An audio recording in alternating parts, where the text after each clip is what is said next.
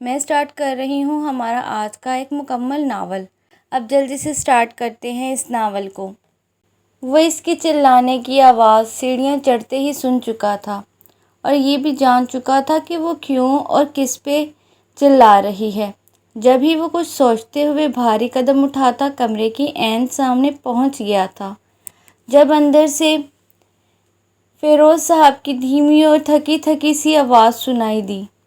وہ بہت اچھا اور سمجھدار لڑکا ہے، کتنا بڑا اور اہم فیصلہ کسی جذباتی پن یا پھر ہمدردی میں آ کر نہیں کر سکتا۔ اس نے یقیناً کچھ سوچ سمجھ کر ہی یہ فیصلہ کیا ہوگا۔ اس نے صرف مجھے نیچا دکھانے کے لیے یہ فیصلہ کیا ہے، ورنہ وہی شاہ میر نواز جسے اینا فیروز سے نفرت تھی، جو اینا فیروز کی شکل بھی نہیں دیکھنا چاہتا تھا، آج وہ بیٹھے بٹھائے اپنے فیصلے میرے حق میں کیوں کرنے لگا؟ صرف اس لیے کہ وہ مجھ پہ یہ ثابت کر دینا چاہتا ہے کہ اس کے سوا دنیا میرے لیے ختم ہو گئی ہے۔ نہیں پاپا، مجھے شاہ میر نواز سے شادی نہیں کرنی۔ بے شک دنیا میرے لیے ختم ہو جائے، میں تنہا رہ جاؤں گی، میں مر جاؤں گی، لیکن شاہ میر نواز کا سہارا کبھی نہیں لوں گی۔ وہ اونچی آواز میں بولتی نڈھال ہو رہی تھی اور فیروز صاحب بے بس سے بیٹھے تھے۔ بیٹا، وہ تمہارا کزن ہے، تمہارے بارے میں غلط سوچنا چاہیے۔ وہ سچ مچ تمہیں… پلیز پاپا، میں آپ کے سامنے ہاتھ جوڑتی ہوں، یہ بات بند کر دیں۔ میرا کوئی کزن ہے نہ میرا کوئی اپنا ہے، میں پہلے ہی بے بس ہوں۔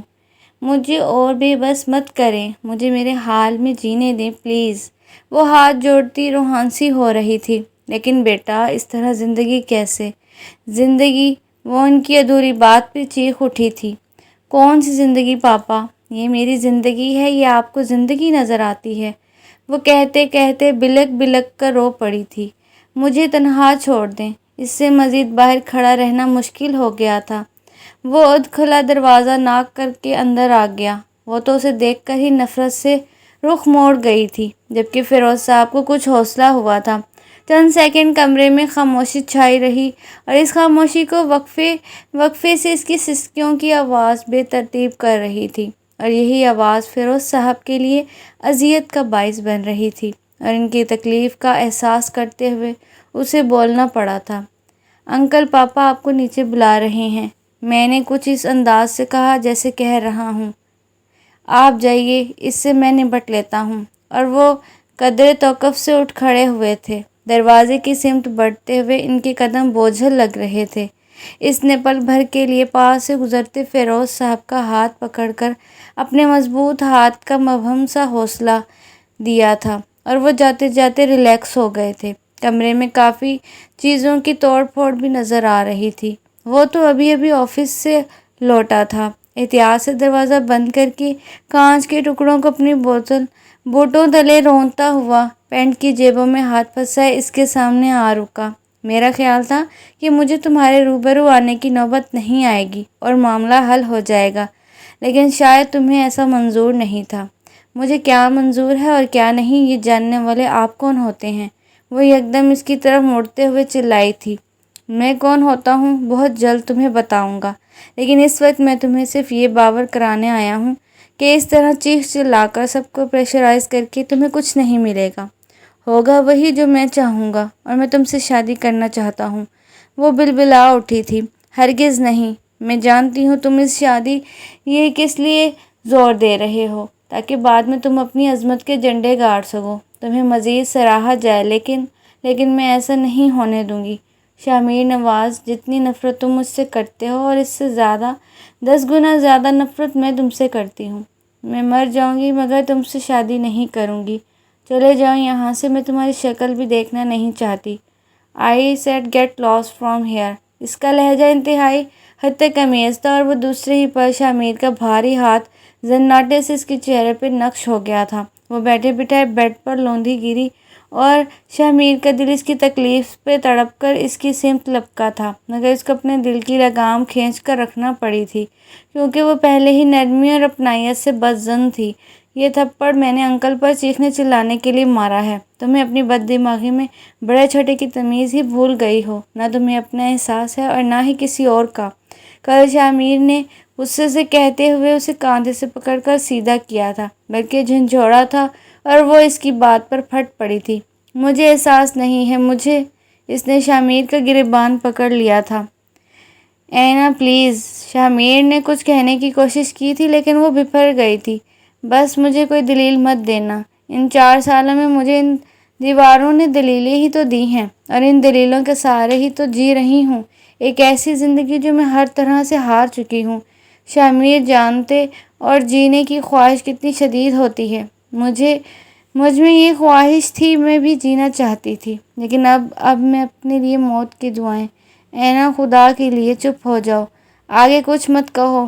شامیر نے اس کے منہ پر ہاتھ رکھ دیا تھا اور وہ شامیر کے ہاتھوں میں ہی چہرہ چھپا کے بلک اٹھی تھی۔ تم بھی تو مجھ سے نفرت کرتے تھے، تم ہی تو کہتے تھے کہ مجھ پہ اگر ایک قتل معاف ہو جائے تو میں اینا فیروز کا قتل کروں گا۔ دیکھو آج میں خود تمہیں اپنا قتل معاف کرتی ہوں۔ میں بہت اذیت میں ہوں شامیر، مجھے اس اذیت سے نکال دو۔ اب کی بار شامیر کی برداشت جواب دے گئی تھی۔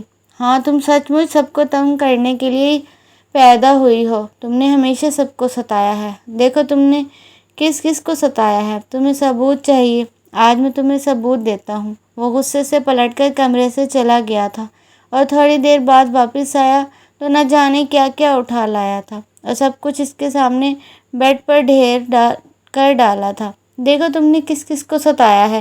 اینا فیروز دیکھو، نفرتوں کے ثبوت دیکھو۔ وہ انتہائی غضب سے کتنا دھڑام سے دروازہ بند کر کے چلا گیا تھا۔ آج پہلی بار شامیر اس قدر بلند آواز میں بولا تھا اور اس کا یہ روپ ناقابل یقین تھا۔ وہ حیرت زدہ سی بیٹھی بیڈ پہ بکھری اشیاء کو، کمرے کے بند دروازے کو دیکھ رہی تھی۔ اس نے لرزتے ہاتھوں سے ان چیزوں کی سمت ہاتھ بڑھایا تھا اور اندر بے چینی بڑھ رہی تھی۔ آج سردی کی لہر معمول سے زیادہ تھی۔ گھروں اور سڑکوں میں بھاگنے دوڑنے والی زندگی کی گہما گہمی بہت کم نظر آ رہی تھی۔ زیادہ تر لوگ اب بھی بستروں میں دبکے ہوئے تھے، لیکن ایک وہ تھی جو ہر چیز سے بے نیاز دندناتی پھر رہی تھی، اور اس کے یہی احمقانہ انداز تھے جو انیسہ بیگم کو آگ لگاتے تھے۔ انہیں اینا فیروز ایک آنکھ نہیں بھاتی تھی، لیکن بی جان کی وجہ سے وہ آج تک کھل کر اس غصے کا اظہار نہیں کر پائی تھی، کیونکہ گیلانی ہاؤس میں شروع سے اب تک بی جان کا حکم چلتا آ رہا تھا اور کبھی بھی کسی نے ان کی حکم عدلی کی کوشش نہیں کی تھی۔ یہی وجہ تھی کہ وہ اندر ہی اندر پیچ و تاب کھا کے رہ جاتی تھی۔ بظاہر خوش باش اور اچھی نظر آتی تھی، مگر اینی کی نظر اس اچھی کے پیچھے کا حال بھی جانتی تھی، تبھی ان کو تنگ کرتی اور مزید چڑھاتی تھی۔ ابھی بھی کچھ یہی حال تھا۔ وہ پورے ایریے میں سائیکل سے چکر کاٹ کے آ رہی تھی اور اس کو اتنی سردی میں باہر سے آتے دیکھ کر بی جان پریشان ہو گئی تھی۔ اللہ خیر کرے، کیوں اپنے ساتھ ساتھ میری جان کی بھی دشمن ہو رہی ہو تم؟ سردی دیکھی ہے آج؟ ارے ہاتھ تو دیکھو، اس کے کتنے ٹھنڈے ہو رہے ہیں۔ سمیر پتر، ذرا ہیٹر تو آن کر دو، دیکھو برف ہو چکی ہے یہ۔ بی جان اس کے ہاتھ پکڑ کر دیکھ رہی تھی جو ٹھنڈک سے سرخ پڑ چکے تھے۔ بی جان، یہ برف نہیں ہو چکی، برف کا بلاک ہو چکی ہے، کسی گولا گنڈا بنانے والے کو دے آتے ہیں۔ سمیرا بھی زاری سے کہتا اٹھ کھڑا ہوا، ہیٹر آن کرنے لگا تھا۔ میرا پتر، انڈے ابال چکی ہو تو اس کے لیے بھی دے جاؤ، کہیں ٹھنڈ سے نمونیا ہی نہ ہو جائے، انہوں نے اونچی آواز سے کہا، اور انیسہ بیگم کا کلیجہ جل گیا تھا اتنے لاڈ پیار دیکھ کر۔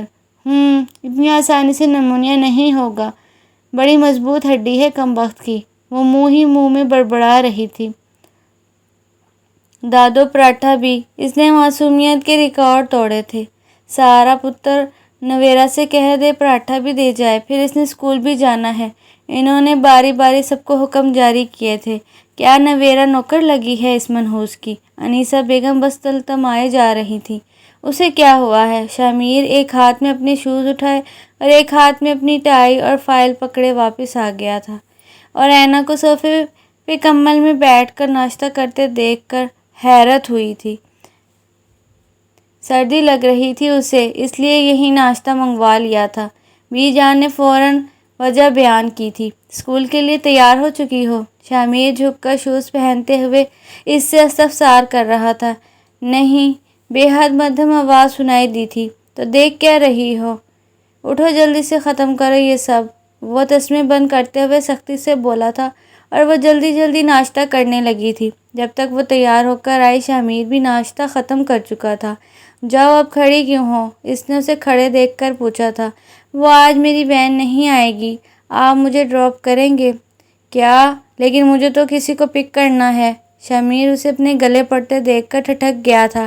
لیکن مجھے تو اسکول جانا ہے، وہ اسی کے انداز میں زور دے کر بولی تھی، کیونکہ تھوڑی دیر پہلے وہی تو اسکول جانے پہ زور دے رہا تھا اور روب جما رہا تھا۔ تم سمیر کے ساتھ چلی جاؤ۔ آئی ایم سوری، میرا آج پریکٹیکل ہے، میں لیٹ جاؤں گا۔ سمیر نے ہاتھ جھاڑے، سو مجبوراً اسے چلنے کا اشارہ کر کے باہر آ گیا تھا۔ میری ایک کلاس فیلو ہیں، ان کی گاڑی خراب ہے، اس لیے مجھے ان کو پک کرنا ہے، تم پچھلی سیٹ پہ چلی جاؤ۔ شامیر نے گھر سے کچھ دور آ کر گاڑی روکی اور اسے پیچھے بھیج دیا تھا، اور ادھر ایک بڑے سے بنگلے کے سامنے آ کر ہارن دیا تھا۔ کچھ ہی دیر میں جدید تراش خراش کے لباس میں ملبوس انتہائی ماڈرن قسم کی لڑکی گیٹ سے نمودار ہوئی تھی۔ ہائے شامیر، آج لیٹ کیوں ہو گئے؟ وہ گاڑی میں بیٹھتے ہوئے کافی بے تکلفی سے بولی تھی، اور اس کے لفظ آج اینا کے کان کھڑے ہو گئے تھے، اور اسے یہ سمجھنے میں ذرا دیر نہ لگی کہ وہ اسے روزانہ پک کرتا ہے۔ پھر یہ دونوں آپس میں باتیں کرتے رہے اور اینا چپ چاپ نہ جانے کیا کیا سوچتی رہی۔ آج اس کے سامنے شامیر کی شرافت کا پہلو آیا تھا۔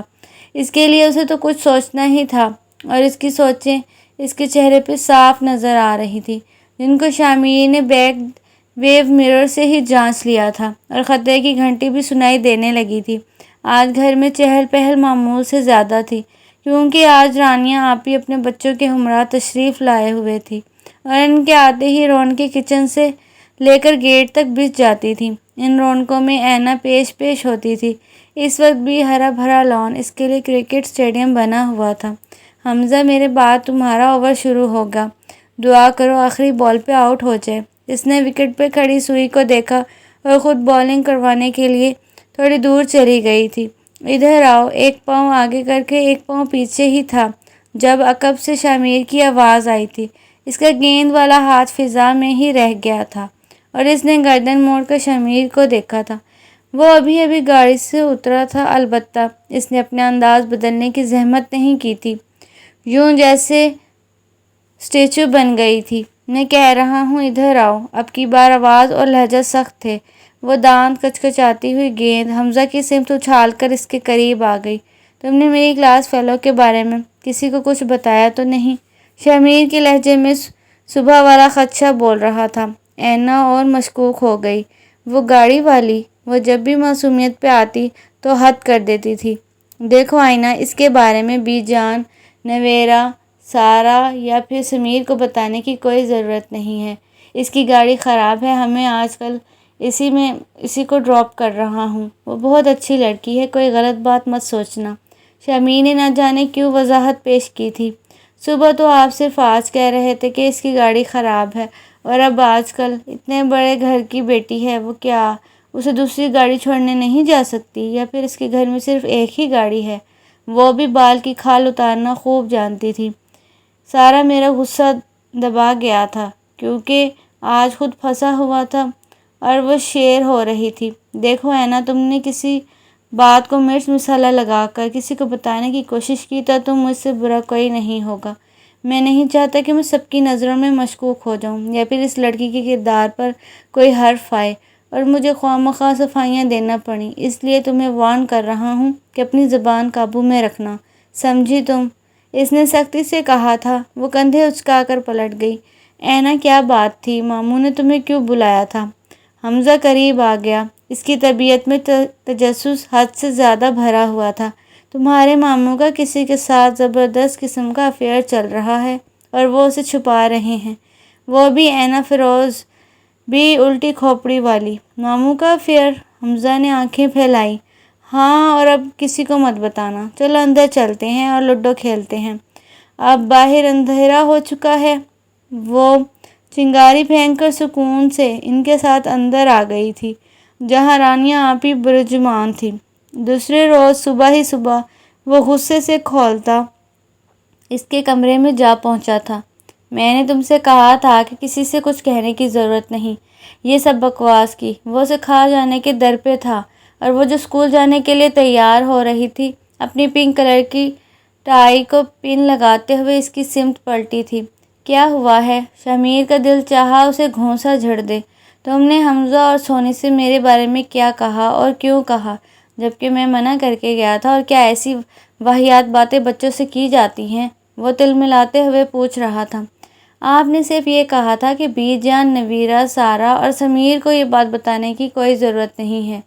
हमजा और सोनी का नाम तो आपने लिया भी नहीं था, और अगर वो बच्चे हैं तो मैं क्या बच्ची नहीं हूँ? आप मुझसे इस लड़की की बात क्यों कर रहे थे? मोहतरमा ऐना से बातों में जीत जाना बहुत मुश्किल काम था। तुम बच्ची हो, चलती फिरती आफत हो तुम। वो इंतहाई गुस्से में था। मैं बीजान को बताती हूँ, आप मुझे आफत कह रहे हैं। एक तो आप लड़कियों से अफेयर चलाते हैं और फिर उसे छुपाने का कहते हैं। बीजान, शामिर भाई मुझे, वो बुलंद आवाज़ से कहती दरवाजे की तरफ लपकी थी कि शामिर ने उसे बाजुओं से पकड़कर अपनी सिमत खींच लिया। खुदा के लिए ऐना, किसी की इज्जत बेइज्जती का ख्याल कर लिया करो। प्लीज़ अपनी ज़ुबान बंद रखो। वो बीजान की वजह से बेबस हो गया था। आप मेरा बाजू छोड़ें, वो तीखे लहजे में बोली थी, और शामिर इसका बाजू छोड़कर तिलमिलाते हुए बिलाखिर कमरे से ही निकल गया था, और वो दिल खोल कर हंसी थी। हमजा और सोनी ने रात सोने से पहले अपने मामू के कारनामे की इत्तला अपनी माँ को दी थी, और सुबह सुबह जॉगिंग से वापसी पे रानिया आपी ने शामिर की तफ्तीश शुरू कर दी थी, जिस पे उसे कई बार वजाहत देना पड़ी थी कि वो लड़की महज एक क्लास फेलो है और इसकी ग्रुप मेंबर है, इसलिए चंद रोज़ की पिक एंड ड्रॉप का मसला था जिसके लिए शामिर ने उसे ऑफ़र की थी, क्योंकि वो भी इस एरिया की रिहायशी थी और रूट भी एक ही था। लेकिन इतनी वजाहतों के बाद भी रानिया आपी का शक दूर नहीं हुआ था। इन्होंने ऐना को खामोशी से शामिर पर नज़र रखने को कहा था, जिसका इसने बखुशी वादा कर लिया था। दादो मैं पास हो गई, मेरा रिज़ल्ट आ गया। वो दूर से ही शोर मचाती हुई आ रही थी, लहजा खुशी से खटक रहा था। बीजान, नवाज़ गिलानी और शामिर बैक वक्त चौंक गए थे।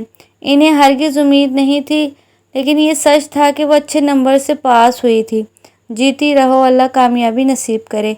बीजान ने उसे अपनी आगोश में समेट कर दुआएं दी और माथे पे प्यार किया था।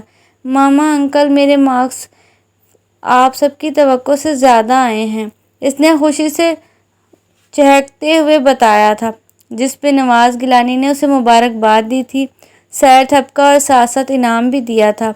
इससे पहले कि ऐना इनसे इनाम वसूल करके पीछे हटती, शामिर वहाँ से उठकर चला गया था। हालांकि वो उसे मुतवज्जो करके अपनी कामयाबी का बताने ही वाली थी।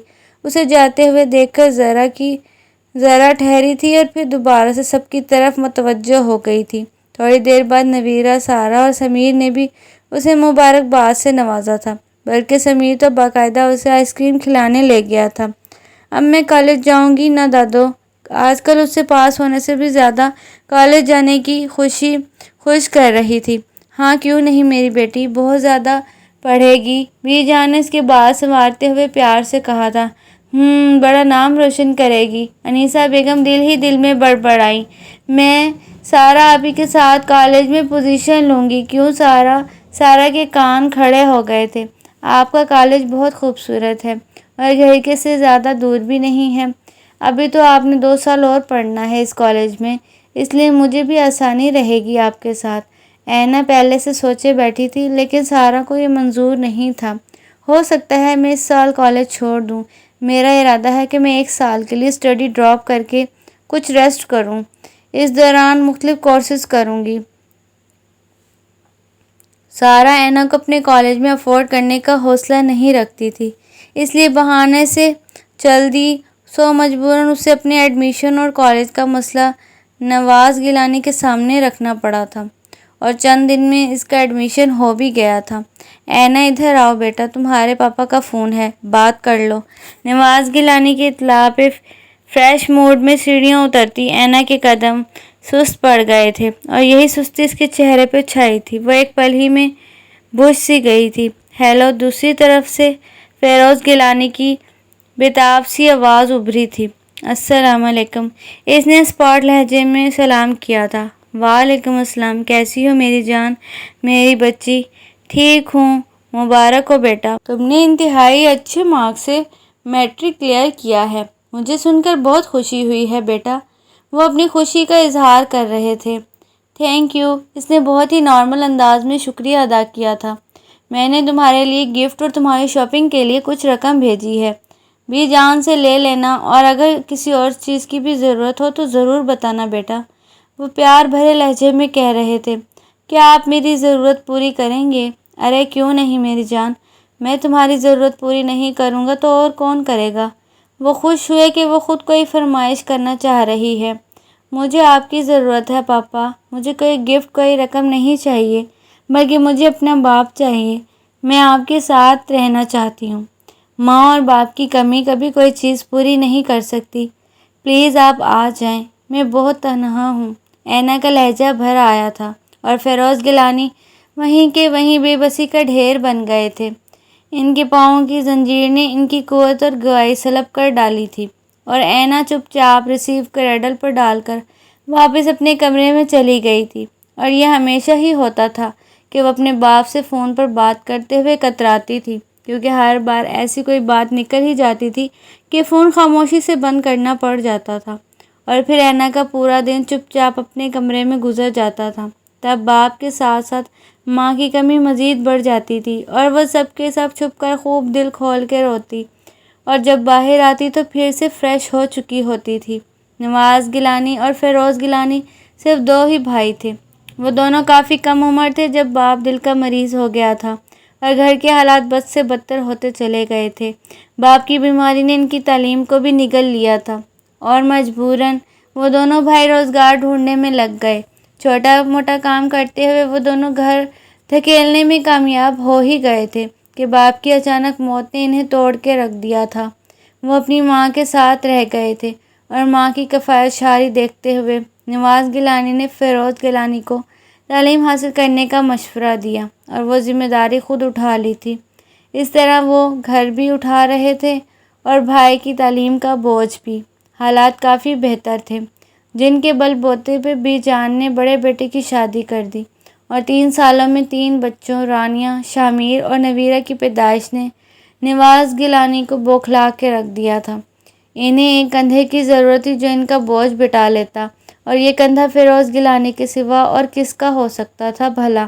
اور اپنی تعلیم سے فارغ ہوتے ہی فیروز گیلانی نے انگلینڈ جا، کیونکہ اپنے ملک میں وہ سالوں دھکے کھاتے رہتے پھر بھی ایک اچھی جاب ملنا ناممکن تھا، اور نہ ہی ان کے حالات بدل سکتے تھے۔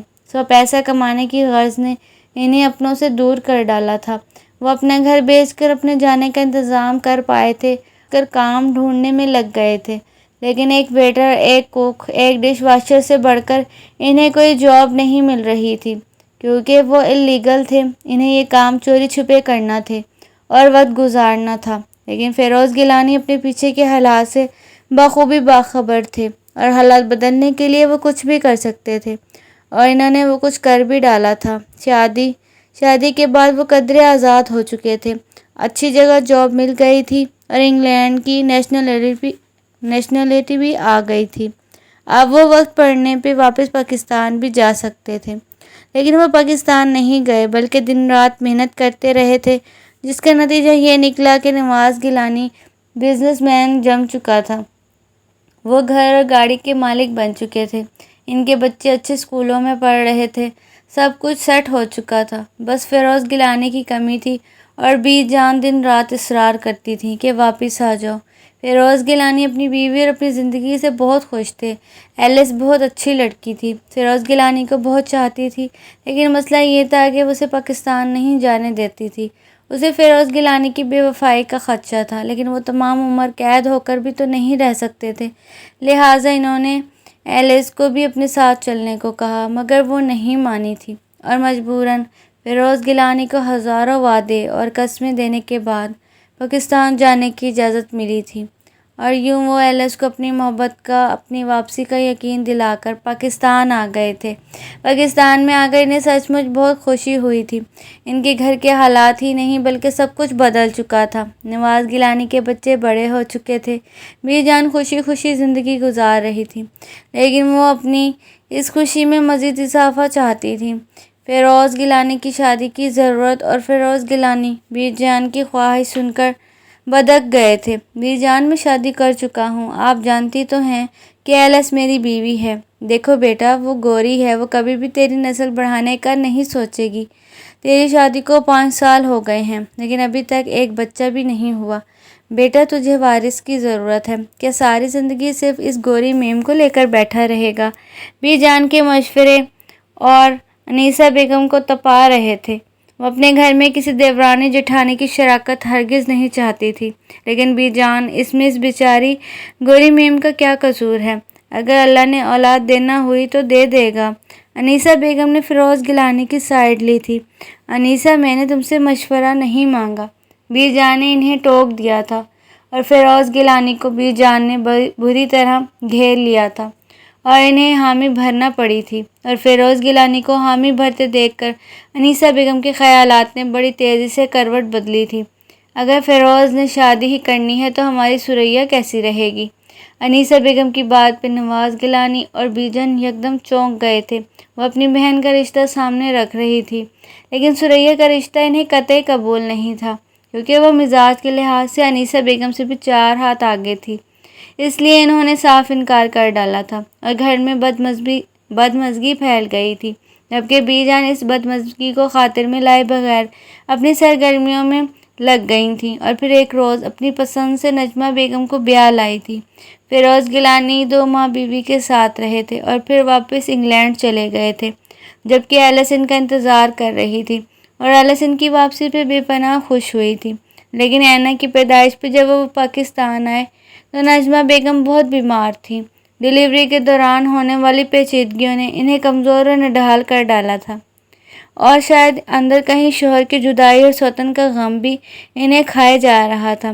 شادی سے پہلے انہوں نے سوچا تھا کہ وہ ایڈجسٹ کر جائیں گی، لیکن شادی کے بعد وہ اپنے شوہر کا اتنی دور جا کر دوسری بیوی کے ساتھ رہنا سہ نہیں پائی تھی، جبکہ فیروز گیلانی نجمہ بیگم کو ہر طرح سے اپنے ہونے کا مان بخشے رہے تھے، اور ان کی تکلیف کے پیش نظر وہ انگلینڈ جانے سے پہلے 1 ہفتہ لیٹ ہو گئے تھے کہ ایلس ان کو کھوجتی ہوئی پاکستان آ گئی تھی، اور یہاں آ کر ایلس پہ انکشاف ہوا کہ وہ فیروز شادی کر چکا ہے اور اس کی بیٹی بھی ہے۔ فیروز گیلانی اسے روکتے رہ گئے، سمجھاتے رہ گئے، لیکن وہ واپس چلی گئی اور جاتے ہی ان پہ کیس دائر کر دیا۔ مجبوراً نجمہ بیگم کو ان کے حال پہ چھوڑ کر ننھی سی گڑیا کو جی بھر کے دیکھے بنا وہ واپس چلے گئے تھے، کیونکہ حالات سنگین ہو چکے تھے۔ اینا 1 سال کی تھی جب نجمہ بیگم کی ڈیتھ ہو گئی تھی، لیکن فیروز گیلانی بیوی کی موت کا سن کر بھی پاکستان نہیں آ سکتے تھے۔ ایلس کی اس بے اعتباری اور فیروز گیلانی کی مجبوری کے کھیل میں اینا جوان ہو گئی تھی۔ آج سے 2 سال پہلے فیروز گیلانی ایلس کے ساتھ صرف 5 روز کے ایگریمنٹ پہ ملنے کے لیے آئے تھے، اور اینا باپ کی شفقت کی تشنگی دل میں لیے چپ چاپ دیکھتی رہ گئی تھی، اور اس کے اندر کی انہی محرومیوں نے اسے باغی بنا دیا تھا۔ وہ خود سر اور ہٹ دھرم ہو چکی تھی، وہ سب کو زج کر دینا چاہتی تھی، اور وہ ایسا کرتی بھی تھی۔ اس کا زیادہ ٹارگٹ انیسہ بیگم ہوتی تھی، کیونکہ وہ پہلے ہی اینا سے خار کھائے رہتی تھی۔ جب وہ کچھ الٹا سیدھا کر دیتی تو ان کو مزید غصہ چڑھ جاتا تھا۔ دوسرا ٹارگٹ میر ہوتا تھا اور سب کو اپنے روب میں رکھنا چاہتا تھا، لیکن اینا اس کے روب میں نہیں آتی تھی۔ شامیر اس کی بدتمیزیوں پہ سلگتا رہ جاتا۔ سب سے زیادہ عزت و احترام وہ نواز گیلانی کا کرتی تھی، اور وہ بھی اس سے بے پناہ پیار کرتے تھے۔ اور بی جان کی تو بات ہی الگ تھی۔ اس کا کالج میں پہلا دن بہت اچھا گزرا تھا، کیونکہ اسے اپنے اسکول کی ایک کلاس فیلو مل گئی تھی۔ دونوں ایک کلاس اور ایک ہی مزاج کی تھی۔ پورا دن انجوائے کرتے ہوئے اور دوست بناتے ہوئے گزر گیا تھا۔ 5 لڑکیوں کا یہ گروپ بہت سے وعدوں کے ساتھ دوستی نبھانے کا عہد کرتے ہوئے اپنے اپنے گھروں کو لوٹ گیا تھا، اور پھر دوستی کا یہ سلسلہ چل نکلا تھا۔ یار ایک بات بتاؤ، یہ محبت ہوتی کیسے ہے؟ اینا نے چپس کی پیکٹ سے چپس نکالتے ہوئے پوچھا تھا۔ یار سمپل سی بات ہے، جب ایک فل ہائٹ کا مالک آپ کے سامنے ہو، اپنی بھوری آنکھوں سے آپ کو دیکھ رہا ہو، اپنے انابی ہونٹوں سے اپنے پیار کا اظہار کر رہا ہو، اپنے مضبوط ہاتھوں سے آپ کے کندھے تھام کے یقین دلا رہا ہو، تو سچ پوچھو یار محبت ہو ہی جاتی ہے۔ کاشی نے آنکھ دباتے ہوئے محبت کا کافی رومانٹک سا نقشہ کھینچا تھا۔ اینا کو حیرت ہوئی تھی، ہائے محبت کے لیے فل ہائٹ، بھوری آنکھیں، انابی ہونٹ اور مضبوط ہونا کیا بہت ضروری ہے؟ اینا کا لہجہ فکر مند تھا۔ ہاں یار، محبت کرو تو کسی شاندار پرسنالٹی سے، اور اگر کوئی اتنا خوبصورت نہ ہو تو پھر محبت ہی نہ کرو میری جان۔ کاشی نے حل بتایا تھا۔ تو پھر میں اتنا ہینڈسم لڑکا کہاں سے ڈھونڈوں گی جس سے میں محبت کر سکوں؟ اینا کو فکر ستانے لگی تھی۔ کیا تمہارے آس پاس ایسا کوئی بھی نہیں ہے خوبصورت، ہینڈسم؟ کاشی نے حیرانی سے کہا۔ خوبصورت اور ہینڈسم؟ اینا نے اپنے ذہن پہ زور دے کر اپنے جاننے والوں میں سے ہینڈسم لڑکا ڈھونڈنا چاہا تھا۔ نہیں یار، مجھے تو ایسا کوئی نظر نہیں آ رہا۔ کیا تمہارے کزنز میں سے کوئی نہیں ہے؟ کزنز؟ اب کی بار اینا نے کزنز کو سوچا تو شامیر بھائی اور سمیر کے علاوہ کوئی نظر نہیں آیا تھا۔ ہاں میرے 2 کزنز ہیں یار، اس نے خوشی سے خوشی بتایا، جیسے وہ چیز مل گئی ہو جس کی اسے تلاش تھی۔ کون کون؟ کاشی نے پوچھا۔ شامیر اور سمیر بھائی۔ زیادہ ہینڈسم کون ہے؟ شامیر بھائی، اینا نے اعتراف کیا تھا، اور نہ کوئی اور وقت ہوتا تو وہ شامیر کی پرسنالٹی کا اعتراف کرنے سے صاف مکر جاتی۔ اگر بھائی کا لفظ ہٹا دو تو کیسا رہے گا؟ کاشی نے آنکھیں مٹکا کے پوچھا تھا، اور اینا سمجھ میں آتے ہی اچھل پڑی تھی۔ ارے مجھے مروانا ہے کیا؟ وہ میری گردن مروڑ دیں گے اگر میں نے ان کے بارے میں ایسا سوچا بھی تو۔ اینا چپس کا پیکٹ مٹھیوں میں دبوچتے ہوئے چلائی تھی۔ ارے کچھ نہیں کریں گے، لڑکیوں میں بڑا دم ہوتا ہے، لڑکے منٹوں میں گھائل ہو جاتے ہیں، اور جو پہلے سے ہی گھائل ہو۔ اینا نے مذاق اڑانے والے انداز میں کہا تھا۔ ان کا کسی لڑکی کے ساتھ افیئر چل رہا ہے، روز اس لڑکی کو پک اینڈ ڈراپ کرتے ہیں، اینا نے اطلاع پہنچائی تھی۔ تو یار اس لڑکی کو راستے سے ہٹا دو۔ کیسے یار؟ اینا اب اس کی باتوں سے لجتے اور بیزار سی ہونے لگی تھی۔ رانیہ آپی، آج میں نے اس لڑکی کو شامیر بھائی کے ساتھ ایک ہوٹل میں دیکھا تھا۔ شامیر بھائی اسے گفٹ دے رہے تھے اور وہ مسکرا رہی تھی۔ رانیہ آپی کا دل دھک سے رہ گیا۔ اب کیا کریں؟ شامیر کو کیسے منع کریں کہ وہ اس سے میل جول نہ رکھے؟ رانیہ آپی کا لہجہ پر سوچ اور فکر مند تھا۔ شامیر بھائی کو نہیں، آپ اس لڑکی کو منع کریں جو ان کے پیچھے پڑی ہوئی ہے۔ اینا نے راستہ دکھایا۔ اس لڑکی کو منع؟ مگر کیسے؟ ارے آپی سمپل سی بات ہے، اس کے گھر جائیں اور اسے کھری کھری سنا کر واپس آ جائیں۔ اینا کے خیال میں یہ سب کرنا بہت آسان تھا۔ نہیں اینا، ایسا کیسے ہو سکتا ہے بھلا؟ شامیر ہی سمجھانے کی کوشش کرتی ہوں۔ آپی وہ نہیں سمجھیں گے بلکہ وہ آپ پر غصہ کریں گے، اس لیے بہتر ہے کہ آپ شارٹ کٹ استعمال کریں۔ اینا کی آنکھوں پہ کاشی کی پڑھائی پٹی بندھی ہوئی تھی، اور اس نے رانیہ کو اتنا پمپ کر دیا تھا کہ وہ اس لڑکی کے گھر جا پہنچی تھی۔ آپ کس کے کہنے پہ اریحا کے گھر گئی تھی؟ شامیر زندگی میں پہلی بار رانیہ آپی کے ساتھ اس لہجے میں بولا تھا جس پہ انہیں دکھ ہوا تھا۔ غلط لوگوں کی صحبت کا یہی تو اثر ہے کہ تم اپنے بڑوں کے سامنے اس لہجے میں بات کر رہے ہو۔ غلط وہ لوگ نہیں، غلط آپ لوگ ہیں، آپ کی سوچ غلط ہے، آپ نے ہر تعلق کو ایک ہی ترازو میں تولنا سیکھا ہے۔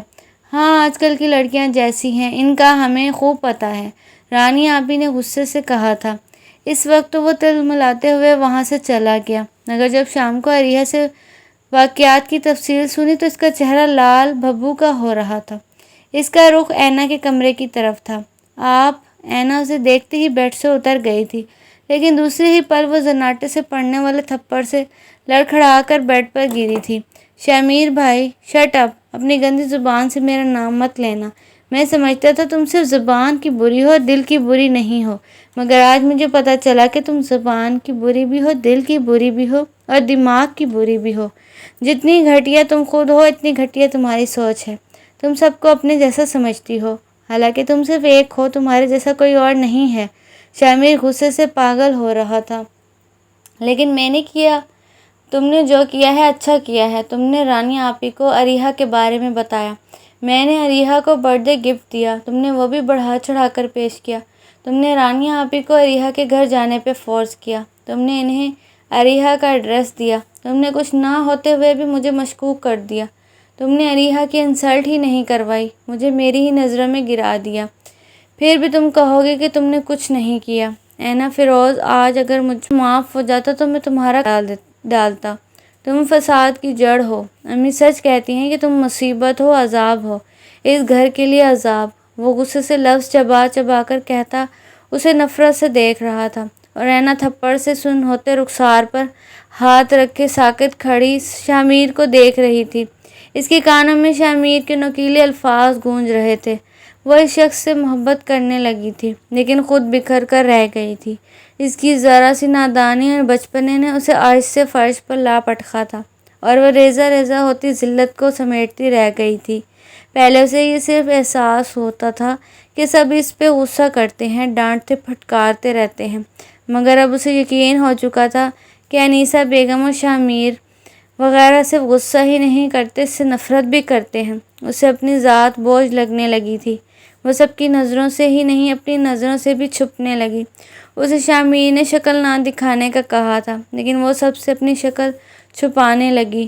بے شک اینا کو اپنی غلطی کا احساس ہو گیا تھا، لیکن پھر بھی اس پہ یہ احساس حاوی تھا کہ شامیر نے اسے جو کچھ اسے کہا ہے وہ ان کے لیے مر جانے کی حد ہے۔ وہ ہنستی کھیلتی خوش رہنے والی اینا چپ ہو کر رہ گئی تھی، اور اس کی اس چپ کا غم بھی جان کو کھائے جا رہا تھا۔ البتہ گھر میں اور کسی کو کوئی فکر نہ تھی، بلکہ سب سکون میں ہو گئے تھے۔ شامیر ہائر اسٹڈی کے لیے ملک سے باہر جانا چاہتا تھا، جس کے لیے آج کل اس کی کوششیں جاری تھیں۔ وہ اپنے یورپ جانے کا انتظام کر رہا تھا اور اسی بھاگ دوڑ میں لگا ہوا تھا۔ آج کل اسٹڈی ویزا کی سہولت ملی ہوئی تھی اور وہ اس سہولت سے فائدہ اٹھانا چاہتا تھا۔ شاید قسمت اس کا ساتھ دے رہی تھی۔ اب ہی اس کے سارے انتظامات ہوتے چلے گئے تھے۔ اسے ایک ماہ بعد امریکہ جانا تھا، اور گھر والے سب ہی اس کے لیے اداس ہو رہے تھے۔ بھائی، آپ واپس کب آئیں گے؟ سارہ نے کافی اداسی سے پوچھا تھا۔ 4 سال بعد انشاءاللہ میں آپ لوگوں کے ساتھ ہوں گا۔ شامیر نے مسکرا کر چھوٹی بہن کا ہاتھ تھپکا تھا۔ 4 سال تو بہت زیادہ ہوتے ہیں بھائی، زندگی بہت بدل جاتی ہے، سارہ نے کھوئے ہوئے لہجے میں کہا تھا۔ اللہ سے بہتری کی دعا کرنی چاہیے گڑیا۔ اس نے بہن کو بازو کے گھیرے میں لے کر قریب کر لیا تھا۔ بھائی، ہمارے لیے بھابھی بھی لے آنا، نویرا نے چائے کا کپ تھماتے ہوئے چھیڑا تھا۔ اللہ خیر کرے، میرا بیٹا بھلا کیوں لانے لگا گوری میم؟ تمہارے چچا نے جو روک پال رکھا ہے، کیا وہ کافی نہیں ہے؟ انیسہ بیگم نے بیٹی کو ڈانٹ دیا تھا۔ میں تو بس مذاق کر رہی تھی۔ نویرا نے ماں کا غصہ کم کرنا چاہا تھا۔ میں تو مذاق میں بھی ایسی بات کرنے سے ڈرتی ہوں۔ میرا بیٹا پڑھ لکھ کر آ جائے تو دھوم دھام سے شادی کروں گی، سارے ارمان پوری کروں گی اپنے۔ انیسہ نے شامیر کا ماتھا چوما تھا۔ امی، اگر آپ سارے ارمان شامیر پہ پورے کر لیں گی تو میرے لیے کیا بچے گا؟ سمیر نے دہائی دی تھی اور وہ سب ہنس پڑے تھے، اور ان سب کو ہنستے ہوئے دیکھ کر کسی کی اداس آنکھیں گہری محرومی پہ رو رہی تھی، اور دل دکھ سے بھرا ہوا تھا۔ کتنا مکمل، کتنا پرفیکٹ منظر تھا اس کے سامنے۔ ایک بھائی اپنی چھوٹی بہن سے پیار کر رہا تھا، بہن لاڈ سے باتیں کر رہی تھی، ماں محبت بھری نظروں سے دیکھ رہی تھی، دوسرے بہن بھائیوں کی نوک جھونک جاری تھی۔ سب کے درمیان ایک رشتہ تھا، مان تھا، محبت تھی، اور ایک دوسرے کا احساس تھا۔ سب کچھ تھا وہاں، وہ سب کچھ جو اینا فیروز کے پاس نہیں تھا۔ بس دکھ تھا یا پھر آنسو تھے، اور ایک گہرا احساس تھا، محرومی کا احساس۔ سمیر اور سارہ کی کسی بات پہ کہکا لگا کر ہنستے ہوئے شامیر کی نظر اوپر کی سمت اٹھی تو پھر اٹھی ہی رہ گئی۔ دونوں ہاتھ پلنگ پہ رکھے قدرے جھکی ہوئی اینا انہیں ہی دیکھ رہی تھی، لیکن اس کا دیکھنا کیسا تھا، یہ دیکھ کر شامیر کی ہنسی ڈوبتی چلی گئی تھی۔ اینا اپنے احساس محرومی کو سمیٹتی ہوئی وہاں سے ہٹ گئی تھی۔ شاید اس کے لیے شامیر اس کی شکل دیکھے، جبکہ دوسری طرف اس کی شکل دیکھنے کی شدید خواہش جاگی تھی۔ نہ جانے کیوں اینا کا ان لوگوں کو اس طرح خاموشی سے دیکھنا اور پھر خاموشی سے ہی وہاں سے ہٹ جانا شامیر کے دل میں بے چینیاں بھر گیا تھا۔ وہ وہاں ہوتے ہوئے بھی وہاں نہیں رہا تھا۔ کچھ دیر بعد شامیر اپنے دل کے ہاتھوں مجبور ہو کر اینا سے کچھ کہنے کے ارادے سے آیا تھا لیکن عجیب سی بات تھی کہ اس کے پاس کہنے کے لیے کچھ نہیں تھا۔ وہ سیڑھیاں چڑھ کر اوپر آیا اور جب اس کے کمرے تک پہنچا تو قدم سست پڑ گئے تھے۔